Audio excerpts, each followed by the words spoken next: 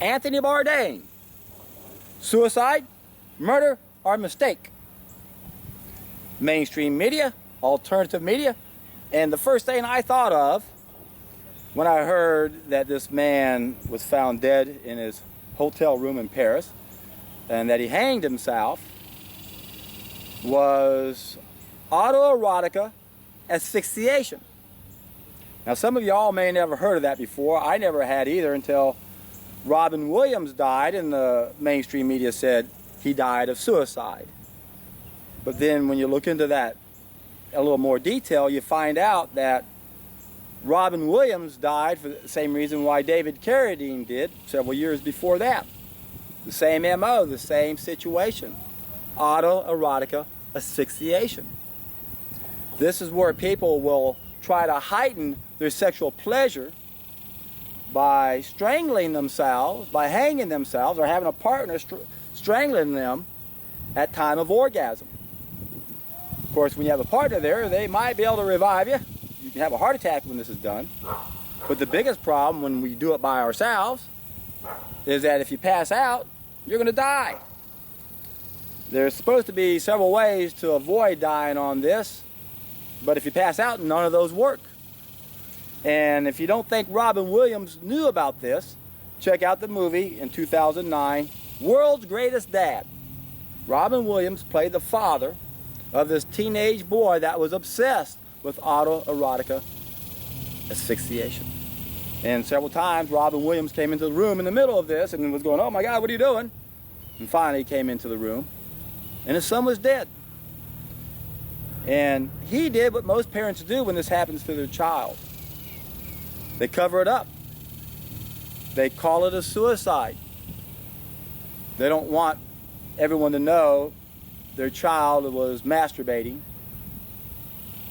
and died of this practice. Now, I'm not convinced Anthony Bourdain was doing that. I kind of tend to believe what alternative media is probably saying, that it was murder. Kate Spade just died recently. Can't think of that guy that founded Reddit, or Reddit, whatever that was called, who was found in his apartment, and he committed suicide. He hanged himself. He hung himself. And that was the man that single-handedly kept the internet from being taken over. So there's a reason why he was murdered. And supposedly there might be a reason why Anthony Bourdain was murdered. That he was getting ready to expose some of the bad things that were going on, trying to get people to quit buying into the media frenzy to hate what Trump is doing. And yet he was a big Trump hater, wasn't he? He said, yeah, I want to cook for him and put some hemlock in his food. He didn't like Trump. But he was waking up to what was going on, how the media is creating this frenzy and getting everybody to want to hate Trump. Pretty much, if you know anybody that goes around hating Trump, there's a good chance they're getting all their information from mainstream media. And for those people out there who are getting their only sources through mainstream media, you guys have basically become zombies and brain dead, totally unaware of how your brain is being manipulated to formulate opinions about things you don't even know about because you're not getting the truth. You're getting bits and pieces and parts of information. And alternative media, we have to realize most of these people are controlled opposition. We're going to get some truth from their message, and a lot of times a lot of truth. But you're always going to have some bad stuff that goes along with that message, and many times we don't know what that bad stuff is. So mainstream media is saying it's a suicide. Alternative media is saying, no, this man was murdered. That's what they do when you upset the powers that be. And I doubt very seriously if the first thing I thought of is what really happened. Although it still remains a possibility. I really don't know anything about Anthony Bourdain. I didn't recognize the name when I first saw the news report.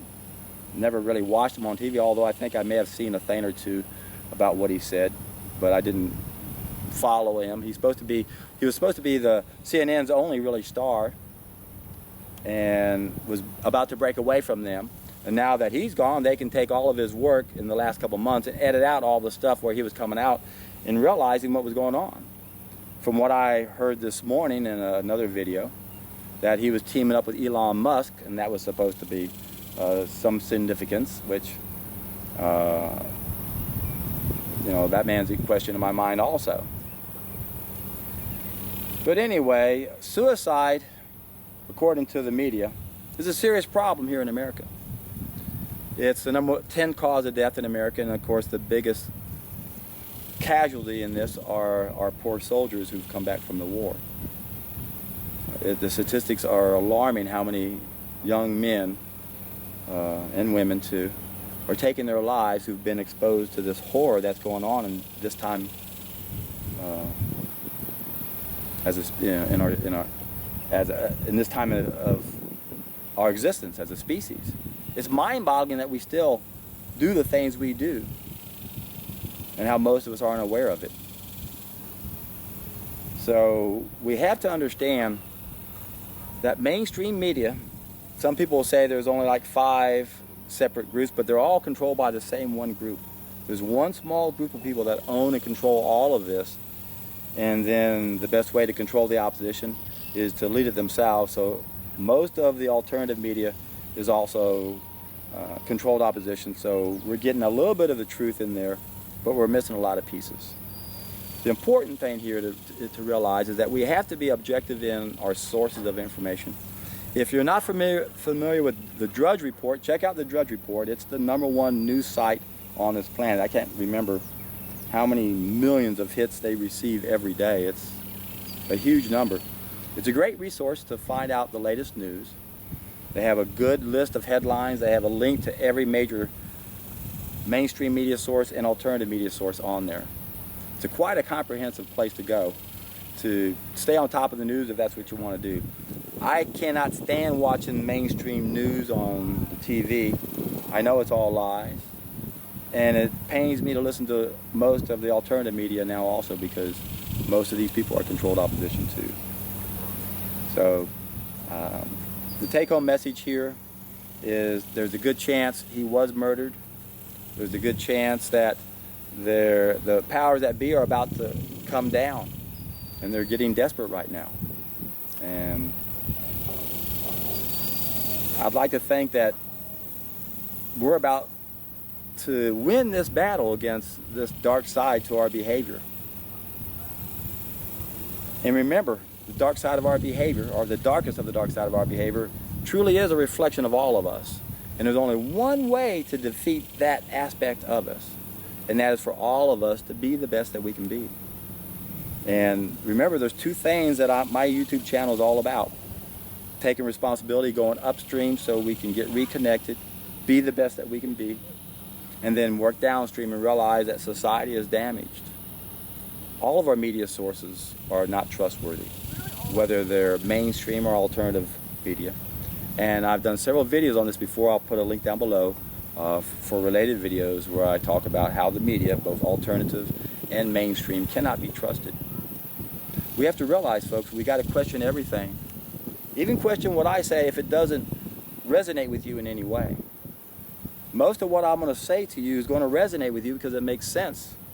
And you can question it by saying, well, let me see if he's right. Let me test an idea as time has come. Let me prove to myself that I really am the person that I've been looking for all this time. I keep expecting some miracle from the medical system to solve my problem, when the ultimate solution is for us to realize that we're damaged. We don't have knowledge of how to live. We don't have knowledge of how to adapt. Life is confusing. We're getting conflicting information. We're being brainwashed and bombarded by mainstream media. Alternative media in itself can't be trusted because a lot of what they tell you is going to be true, but not all of it is. And this is really an exciting time to live. It's let me see, today is June 9th, 2018. As I came out here today, I went by the free public library out here, and I grabbed a book. I'm going to take it off my bike right here real quick. Brave New World by Aldous Huxley. Read this a long time ago, but I saw this in the Free Public Library, so I thought I'd grab this. This is, to me, it's a little bit serendipitous. Aldous Huxley, if you guys remember, was part of the Fabian Society. The same as George Orwell when he wrote his book 1984. And of course both those books are thought of as very prophetic because they were spot on, predicting the future.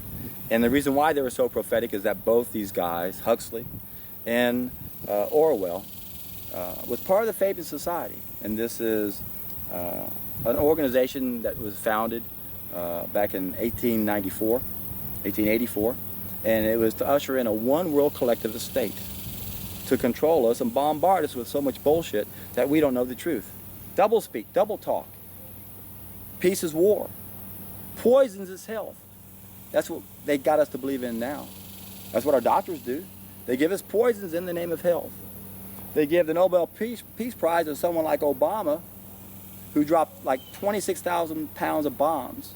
Virtually every day he was in office, he was dropping bombs on 7 main countries that refused to practice usury. Again, that's the big part of my story. Health, ultimate tool of control. Money and usury, the absolute tool of control.